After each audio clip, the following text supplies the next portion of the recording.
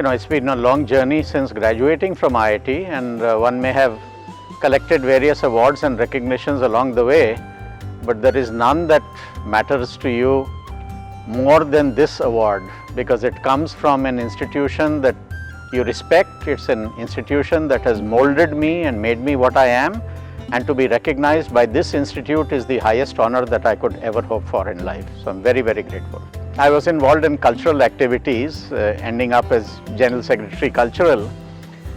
I remember in 1975 we had organized a program, a live performance by a great singer of yesteryears, Hemant Kumar.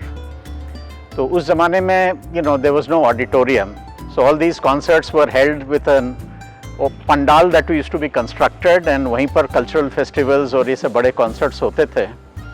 तो अगस्त का महीना था, पंडाल वगैरह खड़ी हो गई थी, और उस रात में इतनी बरसात हुई प्रोग्राम के पहले वाली रात कि सुबह सुबह जब हम लोग एयरपोर्ट जा रहे थे हेमंत कुमार जी को लाने के लिए, तो देखा कि रास्ते में वो पंडाल नीचे गिर चुकी है, पूरा पानी का एक झील बन गया है.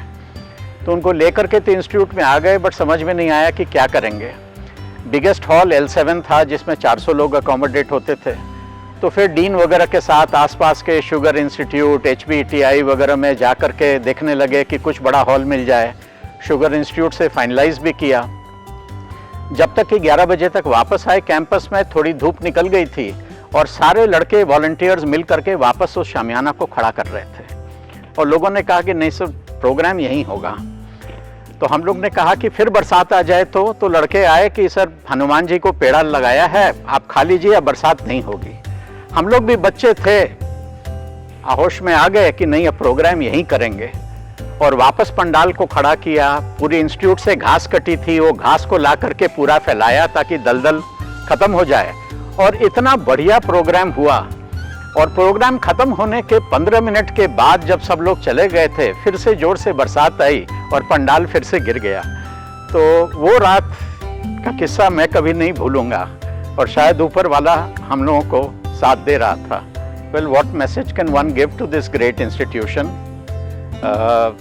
I think it has evolved over time and become better with each passing year.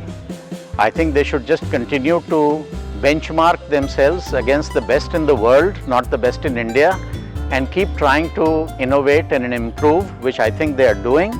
I think the Center of Medical Research and Technology which they are setting up is a great thing, to have interdisciplinary research on one campus, which India badly lacks, which is present there in the West, and my good wishes to them.